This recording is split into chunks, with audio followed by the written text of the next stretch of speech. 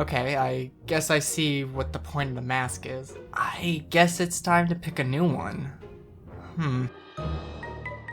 Well, if any mask will do, I think I'll go with one that's a little more comfortable. It's spooky time. So I stumbled upon a little Thai series on Netflix called School Tales: The Series. All based on the comics of the same name, School Tales is a horror anthology built on the premise that every school has its ghoul. If I could cut right to the point, I watched the series and, to be upfront, my thoughts are, well, it certainly has potential. I like a lot of the details and how it creates a good balance between practical and CGI effects. It has clever moments and certainly builds up tension and can establish ghastly atmosphere. Unfortunately, the pacing/long runtime criticism is valid. The premise ends up being a little too limited in scope, and to be honest, the highs aren't high enough that the lows just get exasperated by the ending stretch of the series that calling it a mixed bag seems disingenuous. It's fine, but hard to really recommend. Out of 10. The series is sort of doomed straight from the foundation. I feel it's great on paper. A real straightforward demographic, not too hard to find school locations or school sets. The series has a nice congruity in its packaging. Unfortunately, it leads to a kind of unfortunate end product with one conclusion. That being that they're all the same. They're all the same. Every single episode is the same. The show lacks the peculiar uniqueness of a real authorial presence like a Junji Ito, or a diverse set of spooks like most other horror anthologies. I'll have a bullied kid, how original. And with a character returning or being revealed as a ghost. Daring today, aren't we? When it does attempt to break the mold,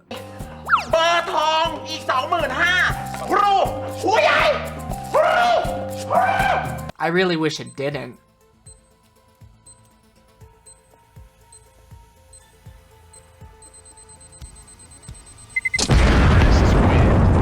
I'm going to talk about my favorite episode, and hopefully by going into detail will give you a better idea of whether to check out more or not. But which episode to choose? Kid forgets textbook and instantly regrets it. Nah, this one's alright. I like the spinning opening shot, and it kind of reminds me of that Twilight Zone episode. The monsters are due on Maple Street. That there's an external supernatural force, but is more indulging in the interpersonal conflict of the group faced with handling it.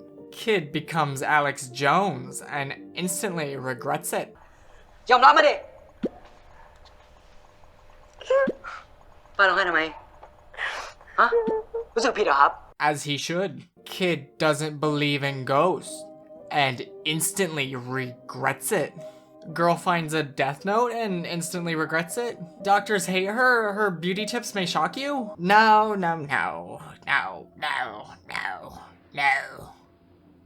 We're gonna watch episode 2. Girl gets revenge on her bully and instantly regrets it.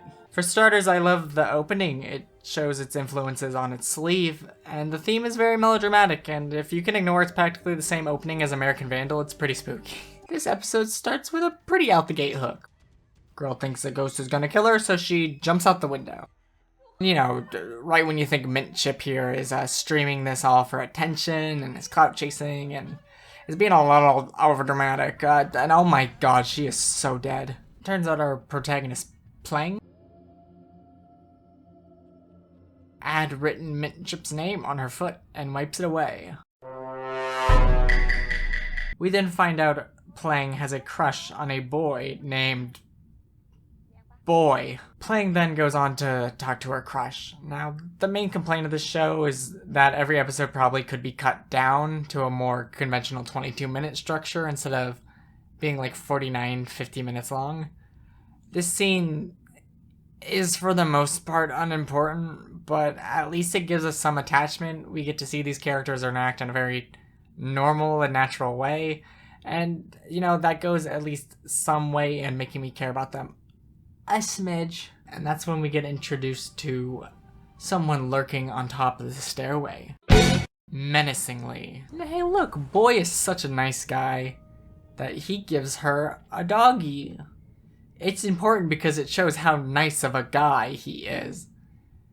This scene is here for that reason and certainly nothing else.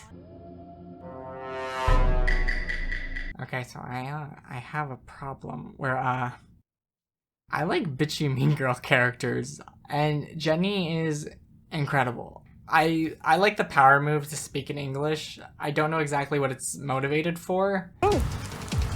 วันก่อนเห็นอยู่กับพี่บอย Do you like him?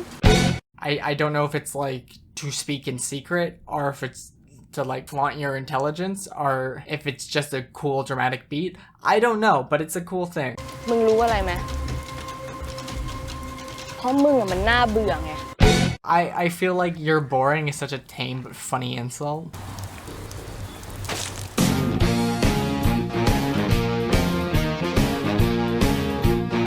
And the umbrella smack at the end is just a cherry on top. It's such a creative action to articulate that like rude bully energy. This shot though. I told you not to touch it!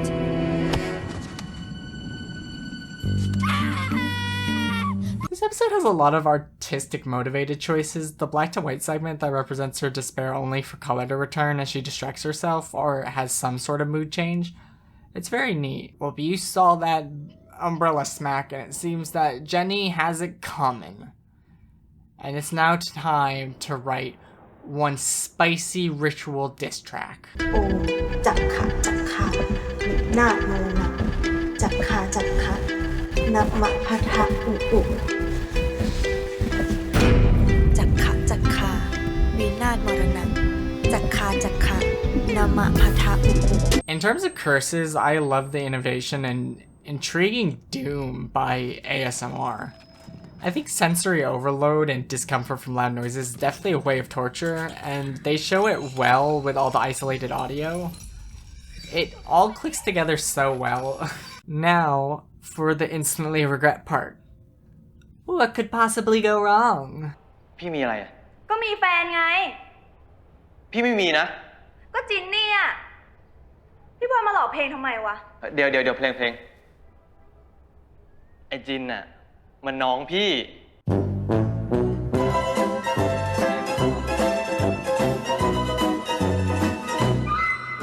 It's a little odd. I felt this would be the, oh no, I fucked up. I should undo what I done. Instead, it's time to shag. With safety coordinators, I hope. We all know where this is going, and it has to happen like this, but if you're intimate with a girl and you're putting so much attention to dem feet, Boy is a certified freak. คือเลยว่าเพลง Playing begins to plead that there ain't no motive for this crime. Jenny was a friend of mine, oh come on. And yeah, just 4 minutes of alternative rock wasn't enough to convince him, so he rushes to go help Jenny, who immediately rips her ears off and strangles herself to death. Good luck helping that. I hope you brought a band-aid. So you're unfortunately going to find that the demonic spirits are far from your friend. This episode does a good job of having harsh yellow light and accenting it with a blue to show the leaking of supernatural, which later becomes the main light towards the end of the episode. And oh yeah, you know how she got that dog?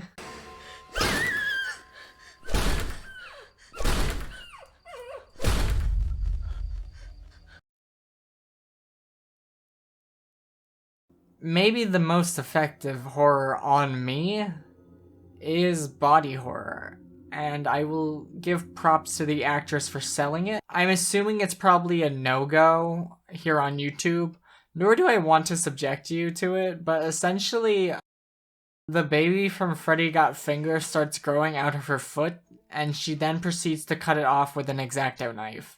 Don't do demonic curses, not even once. The ghost exposes you and you get cancelled, and you won't kill yourself, it will drag you to hell. Rare in horror, but I like the implication that even though she successfully severs her leg, that dying from blood loss is like, yeah, still a thing. And a twist, yeah, come on, we knew where this is going, yeah, what comes around goes back around. All things considered, I think it's a solid episode. Playing and Boy and Jenny, who are actual characters, and it is a bit of a spooky tale of a curse with an easy follow lesson on karma and the issue of jumping the gun in the name of burning vengeance. So what did we learn? No, we did not learn that! It's a fine show that just kind of missed the mark for me. But there's some neat things that if you really are curious, I think it doesn't hurt to check out in episode or two. Thank you, and I hope you don't instantly regret clicking on this video. I appreciate you stopping by, and hopefully I can have some nice things out on the channel again real soon. Thanks for the likes, comments, and feel free to subscribe, or don't unsubscribe. I'll take what I can get. Yeah, see ya! Stay spooky.